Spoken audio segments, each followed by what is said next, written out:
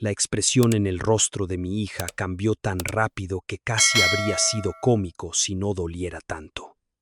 Un segundo antes, entraba por la puerta de mi casa como si fuera la dueña del lugar. Al siguiente, se quedó helada. Su mano apretó una carpeta de cuero.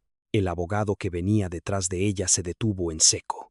Nadie dijo una palabra. Marcela simplemente miraba fijamente al otro lado de mi sala. Papá dijo al fin. Su voz sonaba más frágil de lo que la había escuchado en años. ¿Qué hace ella aquí? Miré a Diana Herrera, que estaba sentada cómodamente en el sillón junto a mi reclinable, bebiendo café de uno de mis viejos pocillos de Codensa.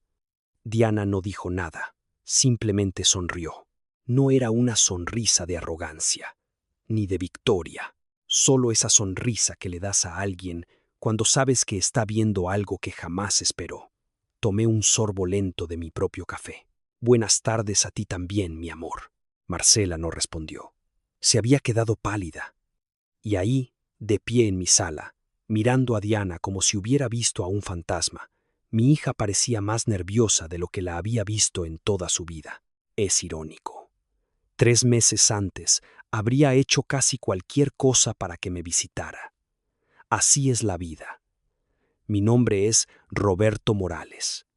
Tengo 67 años. Vivo en las afueras de Bogotá, en una casa de un solo nivel que compré cuando Belisario Betancur era presidente. Durante 40 años dirigí una empresa de contratistas eléctricos. Nada lujoso, ni aviones privados, ni membresías en clubes campestres. Solo camionetas de servicio, cinturones de herramientas, madrugadas y días largos. La empresa empezó con una camioneta y una mesa plegable en mi garaje. Para cuando me retiré, teníamos 14 empleados. Buena gente. Gente que cumplía. Gente de palabra. Cuando finalmente vendí el negocio, pensé que la vida se calmaría. En cierto modo, lo hizo. Mi despertador desapareció. Pasaba más mañanas pescando. Tomaba tinto sin mirar el reloj cada 3 minutos. Aprendí que la jubilación no se trata de no hacer nada. Se trata de poder elegir finalmente qué hacer. La mayoría de los martes me encontraba con mi amigo Ernesto en un cafetín a las afueras de la ciudad llamado El Cafetal de la Esquina. La misma mesa, la misma mesera, el mismo pedido. Huevos pericos, tostadas integrales y un tinto que sabía como si llevara en la greca desde el amanecer. Conducía la misma camioneta Ford que había tenido por años. La camioneta no era bonita, pero arrancaba todas las mañanas. Era todo lo que me importaba. No vivía como un empresario retirado adinerado porque, honestamente, nunca lo había hecho. Algunas personas gastan dinero para impresionar a extraños. Nunca entendí eso. Desafortunadamente, alguien más estaba prestando atención. Mi hija, Marcela, tiene 38, inteligente, exitosa, o al menos parecía exitosa. Ella y su esposo, Tomás, vivían en un conjunto residencial nuevo a unos 40 minutos de distancia. Casa grande, camioneta grande, hipoteca grande. El tipo de lugar donde todos los jardines se ven exactamente iguales. Cuando Marcela era más joven, éramos cercanos, muy cercanos, especialmente después de que su madre murió. Tenía 16 años, una edad difícil para perder a tu mamá, una edad difícil para todo. Durante años sentí que éramos un equipo. Fui a sus partidos de voleibol, a la bienvenida en la universidad, a la graduación, a reuniones de planificación de bodas a las que nunca quise ir, pero fui de todos modos. Luego algo cambió. No de la noche a la mañana, nada dramático, solo pequeños cambios, del tipo que solo notas después de que han estado sucediendo durante mucho tiempo. Las llamadas telefónicas se hicieron más cortas, los cumpleaños se redujeron a mensajes de texto, las visitas se hicieron menos frecuentes. Cuando llamaba, decía que estaba ocupada. Cuando sugería un almuerzo, estaba enredada. Cuando la invitaba a casa, siempre había algo más. Al principio, culpé a la vida. La gente se ocupa. El trabajo pasa. Los hijos pasan. Las hipotecas pasan. Lo entendía. Pero con el tiempo, el patrón se volvió imposible de ignorar. Pasaban meses, a veces más, y de repente llamaba haciendo preguntas extrañamente específicas. ¿Cómo está la casa, papá? ¿Todavía te las arreglas bien con las facturas? ¿Has pensado en mudarte a algo más pequeño? Preguntas que parecían inofensivas, al menos al principio. Una noche del invierno pasado, llamó mientras veía un partido de Millonarios. Después de unos minutos de charla trivial, preguntó, ¿todavía manejas tus finanzas tú solo? La pregunta sonó extraña. Me reí. ¿Quién más las manejaría? Oh, nadie. Solo curiosidad. Luego cambió de tema. No le di mucha importancia en ese momento. Ojalá lo hubiera hecho. La llamada que realmente captó mi atención llegó a principios de la primavera. Un ex empleado llamado Ricardo me llamó un sábado por la mañana. Ricardo había trabajado para mí casi 20 años. Buen electricista, mejor chismoso. Después de hablar de pesca y jubilación, vaciló. Luego dijo, Don Roberto, probablemente no debería preguntar esto, pero ¿usted está bien? La última vez que revisé, sí me reí. Se quedó en silencio. Luego dijo, Marcela le anda diciendo a la gente que usted está teniendo problemas de memoria. Recuerdo mirar por la ventana de la cocina. El comedero de pájaros colgaba inmóvil en el patio. Nada se movía. Por un segundo, honestamente pensé que había escuchado mal. ¿Qué? Solo pensé que debería saberlo, dijo Ricardo, incómodo. Esa conversación se quedó conmigo. No porque estuviera enojado, porque estaba confundido. Una semana después, Marcela llamó, y por primera vez en meses sonaba inusualmente cálida, casi alegre. Preguntó por mi salud, mis finanzas, mis planes. Luego sugirió pasar a visitarme. No sola, con un abogado.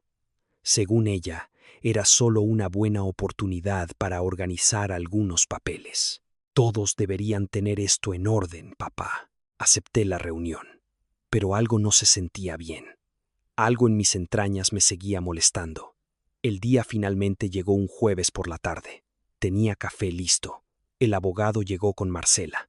Y esperando a mi lado estaba alguien que Marcela nunca esperó ver. En el momento en que cruzó esa puerta, todo cambió. Miró fijamente a Diana. Diana le devolvió la mirada. Y por primera vez desde que todo este lío comenzó, me di cuenta de que mi hija no estaba preocupada por mí. Estaba preocupada por lo que Diana pudiera saber. Marcela tragó saliva. Luego me miró directamente. Papá dijo en voz baja. Cuando la llamaste, me recliné en mi silla. Y por primera vez en toda la tarde, sonreí. Por unos segundos después de que Marcela hizo esa pregunta, nadie se movió. Incluso el abogado parecía incómodo. Diana finalmente dejó su pocillo de café en la mesa auxiliar. Oh, qué gusto verte también, Marcela. La tensión en la habitación podría haber alimentado la mitad de Bogotá. Marcela forzó una sonrisa que no engañó a absolutamente nadie. No sabía que estabas de vuelta en Bogotá. He estado de vuelta por un tiempo. El abogado miró de una a otra, dándose cuenta claramente de que había entrado en una situación familiar que no entendía. Marcela cambió rápidamente de tema. Lo presentó como Kevin Bermúdez y explicó que solo querían discutir documentos de planificación de rutina. Asentí. Intercambiamos algunas palabras educadas. Luego les dije que no firmaría nada ese día, no hasta que hubiera revisado todo a fondo. A Marcela no le gustó esa respuesta. Lo vi de inmediato. Sus hombros se tensaron. Su sonrisa desapareció. La reunión duró quizás 20 minutos antes de que se fueran. En el momento en que su auto se alejó, Diana me miró y dijo, bueno, eso fue incluso peor de lo que esperaba. No podría estar en desacuerdo. La parte más difícil no fueron los papeles, no fue el abogado. Fue ver lo decepcionada que se veía Marcela cuando se dio cuenta de que no estaba solo. No preocupada, no aliviada, decepcionada. Ese sentimiento se quedó conmigo mucho después de que se fue. Mucha gente asume que las historias de venganza comienzan con ira. La mía no. La mía comenzó con confusión, luego tristeza, luego una lenta comprensión que no quería aceptar. Verás, Diana Herrera no era una mujer misteriosa de mi pasado, no era una novia, no era una prometida secreta. Y a pesar de lo que Marcela se había convencido a sí misma a lo largo de los años, Diana nunca había intentado reemplazar a mi esposa. Mi esposa Clara falleció de cáncer de mama hace 21 años. Algunos días parece que fue ayer, otros días parece otra vida. Después de que Clara murió, la vida se volvió muy pequeña por un tiempo. Trabajo, cuentas, Marcela, dormir, repetir. Seguí moviéndome, porque detenerme se sentía peligroso. Diana ayudó durante esos años. No de una manera dramática de película. Simplemente apareció. Se encargó de la nómina cuando no podía concentrarme. Cubrió reuniones. Se aseguraba de que estuviera bien. A veces traía comida a domicilio. A veces me obligaba a salir de la oficina antes de la medianoche. Eso fue todo. Amistad. Nada más. Pero Marcela, con 16 años, veía las cosas de manera diferente. Los adolescentes a menudo lo hacen. Se convenció a sí misma de que Diana quería algo de mí. No importa cuántas conversaciones tuvimos. Esa creencia nunca desapareció por completo. Cuando Diana finalmente se mudó a la costa después de jubilarse, Marcela pareció aliviada. Pensé que el tiempo curaría ese resentimiento. Aparentemente no. La verdad es que no había hablado mucho con Diana durante varios años, más allá de llamadas ocasionales y tarjetas de Navidad. Luego, el invierno pasado, todo cambió. No por un gran evento, sino por 100 pequeñas cosas. Preguntas, comentarios, conversaciones que no se sentían bien. Una noche, Marcela preguntó si había actualizado mi testamento. Unas semanas después, preguntó si todavía usaba la banca en línea. Otra vez preguntó si había considerado darle a alguien un poder notarial. Cada pregunta por sí sola parecía inofensiva. Juntas, pintaban un cuadro. Simplemente no podía descifrar cuál era el cuadro. Luego vino la llamada de Ricardo. El rumor de los problemas de memoria. Esa conversación me molestó lo suficiente como para que comenzara a prestar atención. A prestar atención de verdad. Por esa misma época noté que Marcela se había vuelto extrañamente interesada en mis finanzas. Nunca preguntó directamente cuánto dinero tenía. No era estúpida, pero rodeaba el tema, como alguien que camina alrededor de una cerca tratando de encontrar una puerta. Una tarde, después de que colgamos, me senté en mi cocina mirando una foto familiar. Clara, Marcela, yo. Un viaje a la costa en 2003. Marcela sonreía con helado por toda la cara. Recuerdo haber pensado algo que me hizo sentir culpable. Me pregunté si mi hija todavía me veía como un padre o como un activo. Me odié a mí mismo por siquiera considerarlo. Fue entonces cuando llamé a Diana. La conversación duró casi 2 horas. Al principio solo quería un consejo, una segunda opinión. Alguien que me conociera lo suficiente como para decirme si estaba imaginando cosas.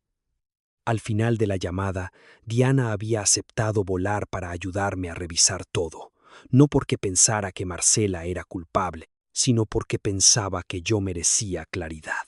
3 semanas después, Diana llegó. Lo primero que hizo fue organizar mis registros financieros. Lo segundo que hizo fue hacer preguntas que yo no había considerado. Preguntas sencillas. ¿Quién tenía acceso a qué? ¿Quién sabía qué? ¿Quién estaba mostrando de repente un interés inusual? Mientras revisábamos todo, otra pieza de información surgió, completamente por accidente. Un antiguo cliente mío mencionó haber visto a Tomás en un seminario de inversión inmobiliaria. Eso no pareció importante hasta que un conocido en común mencionó que Tomás había estado hablando abiertamente sobre presión financiera. Luego otra persona dijo algo similar. Luego otra. Pronto surgió un patrón. Deudas. Muchas deudas. Nada ilegal. Nada criminal. Solo malas decisiones apiladas una encima de la otra. Una camioneta de lujo, préstamos para vacaciones, pérdidas de inversión, tarjetas de crédito, el tipo de problemas financieros que la gente esconde hasta que ya no puede. Incluso entonces no quería creer que tuviera algo que ver conmigo. Seguí buscando otra explicación. Entonces Diana encontró algo. Una tarde, me estaba ayudando a ordenar papeles cuando dejó de leer y levantó la vista. Roberto. No me gustó el tono de su voz. ¿Qué pasa? Deslizó una página sobre la mesa. Échale un vistazo a esto. El documento en sí no era alarmante. Lo que importaba era la consulta adjunta. Alguien se había puesto en contacto con una entidad financiera haciendo preguntas detalladas sobre cómo obtener autoridad sobre las cuentas de un padre de la tercera edad en circunstancias específicas, sin nombres, sin papeles diligenciados, solo preguntas. Pero el momento coincidía perfectamente. ¿Y la persona que hacía esas preguntas? Marcela. Me quedé sentado durante mucho tiempo sin hablar. Diana no presionó, solo esperó. Finalmente, dije, tal vez solo está tratando de planificar a futuro. Diana me dio una mirada triste. ¿De verdad quieres creer eso? No se equivocaba. Yo quería, porque la alternativa dolía, y mucho. Esa noche apenas dormí. Seguí repasando cada conversación que habíamos tenido durante el último año. Cada pregunta, cada visita, cada repentino arrebato de preocupación. Por primera vez, comencé a ver un patrón que no había querido ver antes. Y cuanto más profundo mirábamos Diana y yo, más claro se volvía. Marcela no se estaba preparando para mi futuro. Se estaba preparando para tomar el control. Los papeles que trajo Marcela parecían inofensivos. Eso fue lo primero que me asustó. No parecían un plan obvio tramado en la trastienda de una oficina de abogados de mala muerte. Eran limpios, profesionales, cuidadosamente organizados en una carpeta azul con pequeñas pestañas adhesivas en las páginas de firma. Si les echabas un vistazo rápido, pensarías que eran solo documentos de planificación ordinarios. Y tal vez en otra familia lo habrían sido, pero en la mía se sentían como una puerta cerrada con llave para la que alguien intentaba darme la llave. Diana y yo nos sentamos en la mesa de mi cocina a la mañana siguiente con café, leyendo cada página. Mi casa estaba en silencio, excepto por el zumbido de la nevera y el rasguño de la pluma de Diana contra el bloc de notas amarillo. Ella siempre había sido buena con los detalles. Cuando dirigíamos la empresa juntos, Diana podía detectar un error de facturación desde el otro lado de la habitación. Yo estaría ahí pensando que todo se veía bien, y ella tocaría una línea con el dedo y diría, eso nos va a costar si lo ignoramos. Generalmente tenía razón. Esa mañana no dijo mucho al principio. Solo leyó, luego releyó y luego rodeó un párrafo. Roberto dijo, esto le da a Marcela mucha más autoridad de la que describió. Me incliné más cerca. ¿Cuánta autoridad? Diana se subió las gafas y me miró. Suficiente para tomar decisiones sobre cuentas, propiedades e inversiones si se alegan ciertas condiciones. Sentí que se me apretaba el estómago. ¿Alegadas por quién? Ese es uno de los problemas. Lo revisamos lentamente. El lenguaje no era dramático. Así funcionan los documentos legales. No anuncian el peligro con luces intermitentes. Lo esconden bajo palabras como prudente, necesario y mejor interés.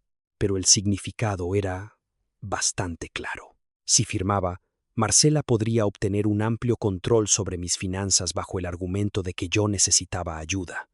Los documentos no eran automáticamente criminales, no eran falsos, pero estaban completamente abiertos al abuso en las manos equivocadas. Y estaba empezando a entender de quién podrían ser esas manos. Más tarde esa tarde, Diana llamó a Kevin Bermúdez.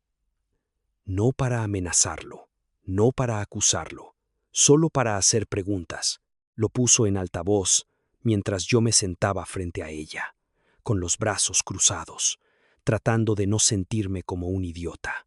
Kevin sonó profesional al principio, cuidadoso, cortés. Luego Diana preguntó, «Señor Bermúdez, ¿qué le dijeron exactamente sobre la condición de Roberto?» Hubo una pausa. La señora de Morales expresó preocupaciones sobre su capacidad para manejar ciertos asuntos. Me enderecé. Los ojos de Diana se movieron hacia mí. ¿La señora de Morales? Marcela Morales, aclaró él.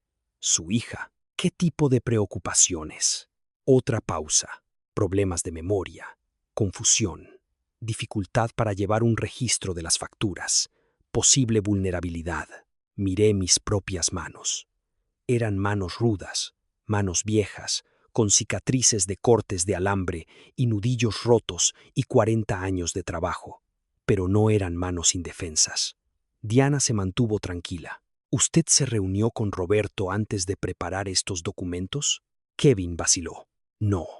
Me dijeron que esto era urgente y que él ya había aceptado en principio. Casi me reí. No porque fuera gracioso, porque a veces el dolor sale de lado. Yo no había aceptado en principio. Había aceptado escuchar a mi hija. Hay una diferencia. Después de que terminó la llamada, Diana se sentó en silencio por un momento. Luego dijo, «Él no es el villano aquí. Lo sé, puede que lo hayan engañado. Lo sé también, pero saberlo no lo hacía más fácil». Durante los días siguientes, llevé esos papeles en mi cabeza como una piedra en el bolsillo. Me estaba cepillando los dientes y de repente pensaba en Marcela, diciéndole a un abogado que estaba confundido. Estaba haciendo fila en el Éxito y recordaba que me preguntaba por mis facturas. Estaba conduciendo por la avenida Boyacá y se me apretaba el pecho. Lo extraño era que todavía quería defenderla. Seguía poniendo excusas. Tal vez Tomás la había presionado. Tal vez estaba asustada. Tal vez había visto un momento de olvido y entró en pánico. Tal vez todo esto había comenzado como preocupación y se convirtió en otra cosa. Supongo que eso es lo que hacemos los padres. Seguimos buscando la buena versión de nuestros hijos, incluso cuando la evidencia está justo frente a nosotros. Una noche no pude dormir. Me levanté alrededor de las 2:15 de la mañana y preparé una tostada que no quería. Me quedé en la cocina con las luces apagadas, comiendo sobre el lavaplatos como un soltero en un anuncio triste. En la nevera había una foto vieja de Marcela a los 7 años. Le faltaban los 2 dientes de adelante y sostenía un pescado que había atrapado en la laguna de Guatavita. Tenía esa sonrisita orgullosa que ponen los niños cuando creen que han conquistado el mundo. Toqué el borde de esa foto y por un momento peligroso pensé en firmar, solo para que el conflicto desapareciera, solo para conservar a mi hija. Esa es la pura verdad. La venganza suena limpia cuando la gente la cuenta después, como un plan, como un camino recto. No lo fue. Fue un desastre. Fui yo sentado en la oscuridad, preguntándome qué parte de mí estaba dispuesto a ceder solo para evitar admitir que mi hija podría estar usándome. A la mañana siguiente, Diana llegó con una carpeta propia. Se veía cansada, no cansada de sueño, cansada de peso. El tipo de cansancio que viene de descubrir algo que desearías que no fuera cierto. Roberto dijo, «Tienes que ver esto». Lo hice. Abrió la carpeta y colocó 2 correos electrónicos impresos sobre la mesa. No eran mensajes privados, nada obtenido ilegalmente. Diana se había puesto en contacto con un antiguo conocido del sector inmobiliario que confirmó que Marcela y Tomás habían estado preguntando sobre mi barrio o los precios de venta recientes y qué tan rápido podría venderse una casa como la mía en el mercado actual. Lo habían descrito como planear a futuro. Esa frase hizo que se me tensara la mandíbula. Planear a futuro. Me quedé mirando las páginas. Mi casa no era lujosa, pero era mía. Clara había elegido el papel tapiz del pasillo. Yo mismo había reemplazado las tablas de la terraza. Las marcas de altura de Marcela todavía estaban a lápiz dentro de la puerta de la despensa desde que era niña, y mi hija había estado discutiendo su venta como si fuera una cortadora de césped usada. No grité, no lancé nada. Simplemente me quedé sentado allí. Diana esperó. Después de un rato, dijo, «Lo siento». Asentí. Ese fue el momento en que la culpa comenzó a abandonarme. No de una vez, pero lo suficiente. Todavía amo a Marcela. Eso no cambió. Pero el amor no significa quedarse quieto mientras alguien mide el piso bajo tus pies. Por primera vez, dejé de preguntarme si mi hija me haría daño y comencé a preguntarme qué tan lejos estaba dispuesta a llegar. Para cuando llegó julio, había tomado mi decisión. No solo sobre los papeles, sobre todo, la casa, mis finanzas, mi futuro. Más importante aún, había decidido que ya no sería tratado como un espectador en mi propia vida. Aún así, no quería una pelea a gritos. No quería abogados batallando entre sí en salas de juntas. Y definitivamente no quería una de esas feas confrontaciones familiares donde todos se van enojados y nada se resuelve. Quería la verdad al descubierto. Así que planeé un asado. Nada inusual, al menos en la superficie. Cada cierto tiempo organizaba un asado para amigos, vecinos y familiares en mi patio trasero. La gente lo esperaba.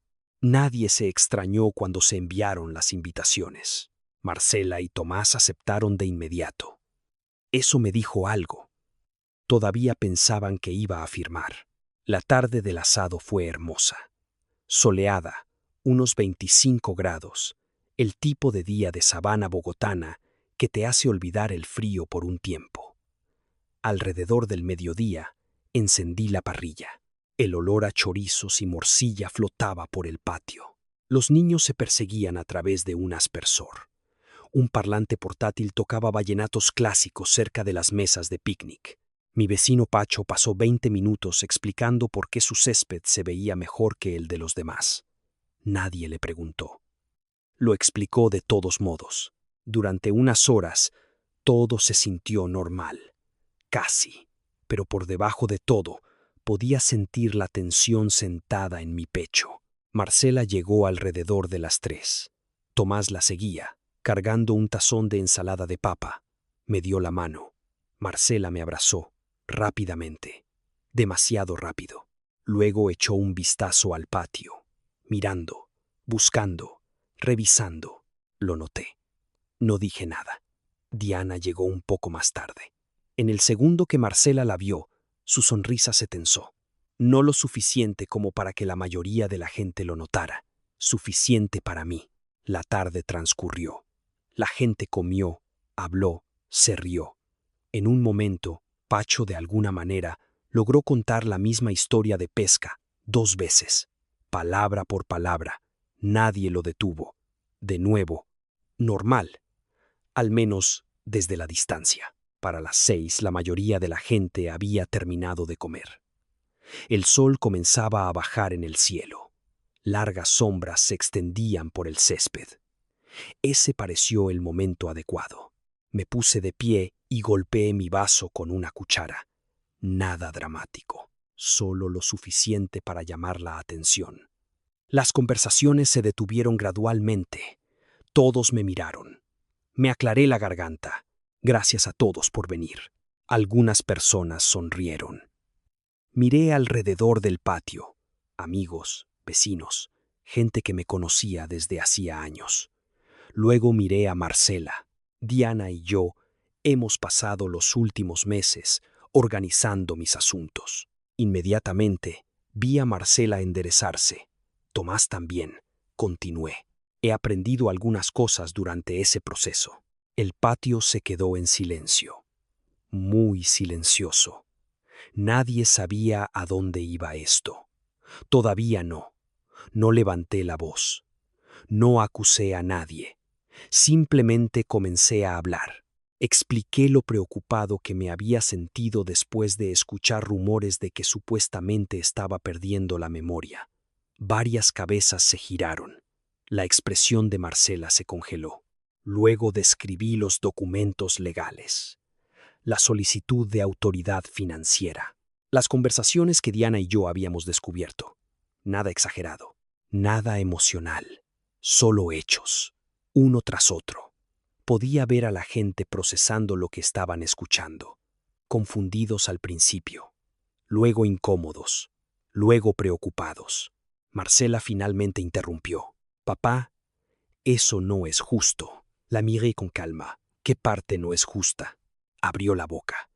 La cerró. La abrió de nuevo. No salió ninguna respuesta, porque es difícil discutir con los hechos cuando todos los demás pueden oírlos. Tomás intervino.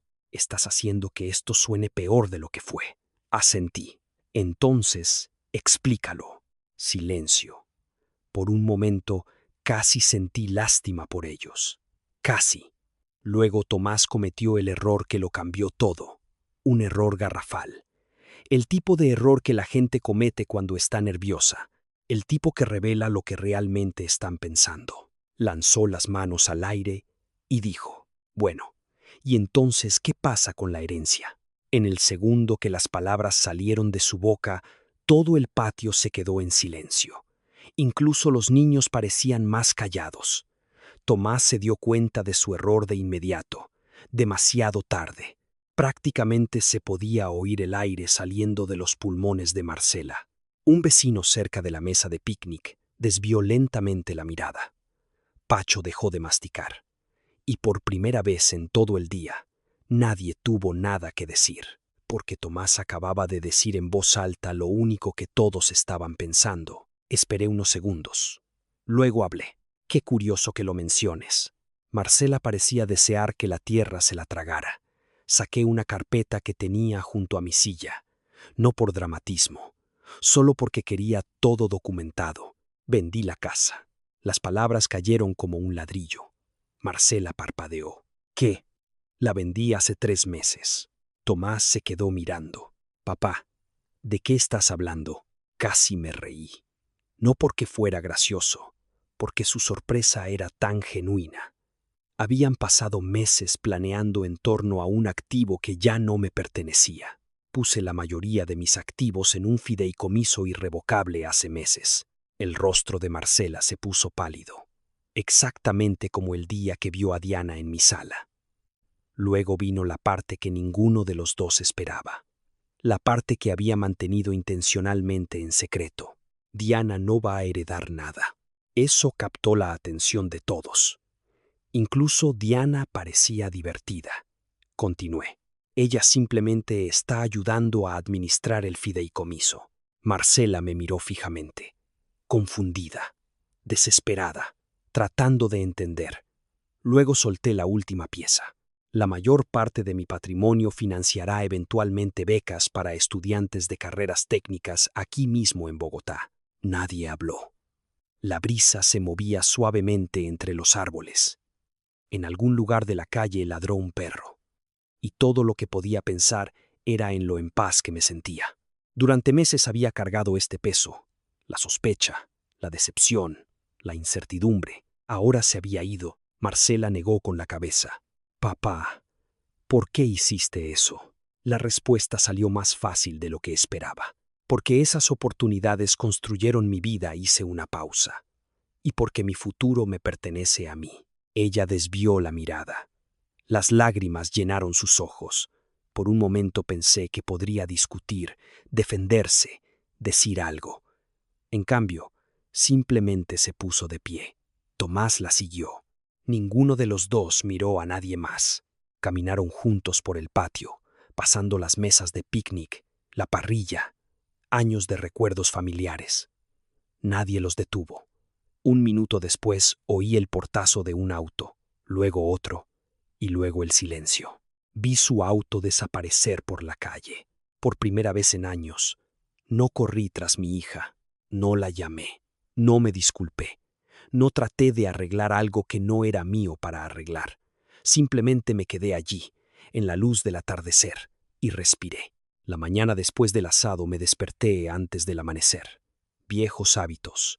40 años en la construcción le enseñan a tu cuerpo a ignorar los horarios de jubilación. Por unos segundos, acostado en la cama, todo se sintió normal. Luego recordé lo que había pasado.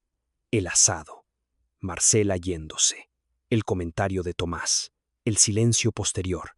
Me quedé mirando el techo por un rato, esperando sentirme victorioso. Nunca lo sentí. Eso es algo que la gente no te dice sobre estas situaciones. Defenderte se siente bien. Perder una parte de tu familia, no. Ambas cosas pueden ser ciertas al mismo tiempo. Una semana después, cerré el trato de mi nuevo apartamento cerca de la represa del Neusa. No era grande, poco más de 100 metros cuadrados, 2 habitaciones, un pequeño balcón, una vista del agua si te inclinas un poco a la izquierda en la sala. Perfecto. A mi edad, no buscaba impresionar, buscaba paz. El día de la mudanza se sintió extraño. Mientras empacaba cajas, los recuerdos seguían apareciendo donde menos los esperaba. El pasillo donde Marcela solía correr con sus amigos, la mesa de la cocina donde hacía las tareas, la puerta de la despensa donde las marcas de lápiz todavía seguían su altura desde los 6 hasta los 16 años. Me quedé mirando esas marcas más tiempo del que me gustaría admitir. Luego cerré la puerta. Algunos capítulos merecen respeto, pero aún así necesitan terminar. Las primeras semanas en el apartamento fueron tranquilas, muy tranquilas. Empecé a pescar de nuevo. No pesca seria, del tipo en el que pasas más tiempo pensando que atrapando algo. La mayoría de las mañanas bajaba a la orilla con una silla plegable y un termo de tinto. A veces atrapaba una trucha, a veces no atrapaba nada. De cualquier manera, lo disfrutaba. También comencé a ser voluntario 2 veces por semana en una escuela técnica local. Eso resultó ser una de las mejores decisiones que había tomado en años. Los estudiantes me recordaban a versiones más jóvenes de los muchachos que había contratado décadas atrás. Algunos eran seguros de sí mismos, algunos estaban perdidos. La mayoría solo necesitaba que alguien creyera en ellos. Una tarde, un chico de 19 años llamado Marcos se quedó después de clase. Me preguntó cómo había empezado en el negocio eléctrico. Hablamos durante casi una hora. Conduciendo a casa después, me di cuenta de algo. Durante meses me había centrado en proteger lo que había construido. Ahora finalmente estaba pensando en por qué lo había construido. Eso se sentía más saludable. Marcela nunca llamó, ni en julio, ni en agosto, ni en septiembre. Una parte de mí esperaba ira, otra parte esperaba una demanda. En cambio, no hubo nada, solo silencio. Y honestamente, el silencio dolía. A la gente le encantan las historias sencillas. El bueno gana, el malo pierde. Todos reciben lo que merecen. La vida real es más complicada. Marcela no era una villana de película. Era mi hija, la niña que una vez insistió en usar botas de lluvia para ir a la iglesia porque pensaba que se veían elegantes. La adolescente que lloró cuando su perro murió. La joven que me abrazó después de la graduación de la universidad y susurró: «Lo logramos, papá». No podía borrar esos recuerdos. Y no quería. Varias veces estuve a punto de llamarla. Varias veces levanté el teléfono. Varias veces lo volví a bajar. No porque estuviera enojado, porque sabía que la siguiente conversación tenía que ocurrir por las razones correctas. No por culpa, no por miedo, no porque alguien quisiera algo firmado. 4 meses después del asado, mi teléfono sonó un martes por la noche. Estaba a la mitad de una cena de sobrebarriga y viendo el pronóstico del tiempo. El identificador de llamadas decía: Marcela. Por un momento me quedé mirando. Luego contesté: ¿Aló? Pasaron unos segundos. Luego escuché su voz. Hola, papá. Sonaba nerviosa. Más vieja de alguna manera. No más vieja en años, más vieja en experiencia. Hablamos torpemente al principio, sobre el clima, sobre el trabajo, sobre nada importante. La forma en que a veces hablan los extraños. Luego, finalmente, llegó la conversación real. Marcela respiró hondo. Estaba enojada. Lo sé. Me sentí humillada. Asentí aunque no pudiera verme. Eso también lo sé. Otra pausa. Luego me sorprendió. No preguntó por el dinero. No mencionó el fideicomiso. No discutió sobre la casa. En cambio, dijo, creo que dejé de verte como una persona. Las palabras quedaron flotando, pesadas, honestas, dolorosas. Me senté en silencio. Ella continuó. Todo se convirtió en números, planes, problemas. Me decía a mí misma que estaba siendo práctica. Miré por la ventana de mi apartamento hacia el embalse. El agua reflejaba la última luz naranja del atardecer. Por primera vez en meses, sentí que algo se aflojaba dentro de mi pecho. No el perdón, todavía no, pero tal vez la comprensión. Yo tampoco fui perfecto, admití. Eso la sorprendió. ¿A qué te refieres? Debí haber hecho preguntas más difíciles antes. Ella se rió suavemente. La primera risa genuina que le había escuchado en mucho tiempo. Luego se puso seria de nuevo. Lo siento, papá. 3 simples palabras. Sin excusas adjuntas, sin condiciones, solo una disculpa. Cerré los ojos.